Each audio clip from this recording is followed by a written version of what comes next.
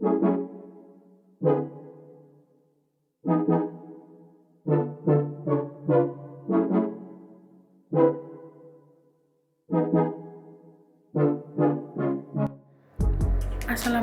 warahmatullahi wabarakatuh. Shalom, Om Swastiastu.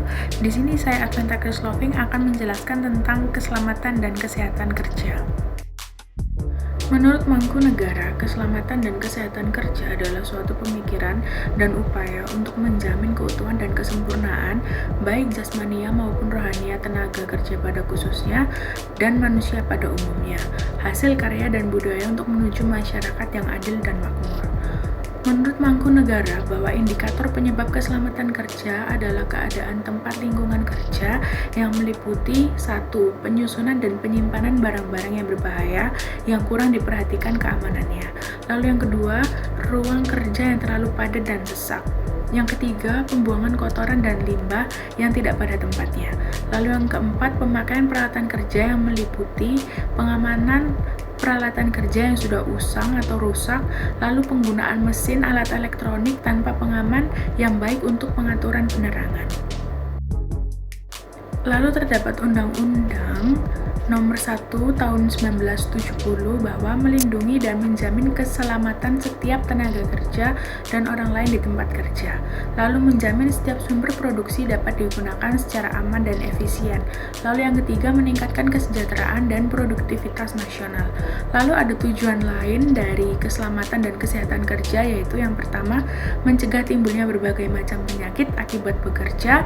Lalu yang kedua, melakukan pengendalian terhadap resiko-resiko yang ada di tempat kerja, dan yang ketiga adalah mencegah kerugian akibat terjadinya kecelakaan kerja.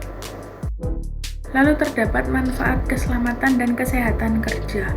Untuk individu, memahami bahaya dan resiko dari pekerjaannya, lalu melindungi rekan kerjanya dari resiko kecelakaan kerja, lalu memahami hak dan kewajibannya, khususnya dalam peraturan terkait dengan keselamatan dan kesehatan kerja.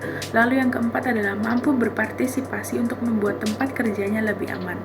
Lalu dari organisasi, yaitu produktivitas tetap optimal, menurunkan biaya kesehatan dan asuransi yang timbul, lalu mampu tetap melanjutkan bisnis dan melindungi nilai saham dari dampak yang ditimbulkan akibat kecelakaan ataupun penyakit akibat kerja, lalu ada mendapatkan citra positif dari masyarakat. Lalu terdapat faktor-faktor yang mempengaruhi keselamatan dan kesehatan kerja, seperti yang pertama adalah faktor manusia atau human factor, lalu yang kedua ada faktor mekanik atau peralatan atau mechanic factor, lalu yang ketiga terdapat faktor alam atau nature factor, dan yang terakhir adalah faktor manajemen perusahaan. Yang terakhir adalah prinsip-prinsip program keselamatan dan kesehatan kerja.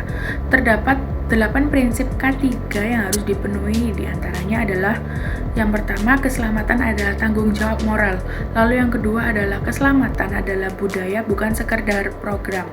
Lalu yang ketiga, K3 adalah tanggung jawab manajemen. Lalu yang keempat, pekerja harus diberi pelatihan atau dibina untuk bekerja dengan aman. Lalu yang kelima adalah K3 adalah cerminan kondisi ketenaga kerjaan. Lalu yang keenam adalah semua kecelakaan dapat dicegah. Lalu yang ketujuh, program K3 bersifat spesifik, dan yang terakhir adalah K3 baik untuk bisnis.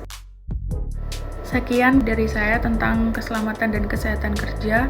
Bila terdapat kata-kata yang kurang berkenan atau salah, mohon dimaafkan. Terima kasih. Wassalamualaikum warahmatullahi wabarakatuh.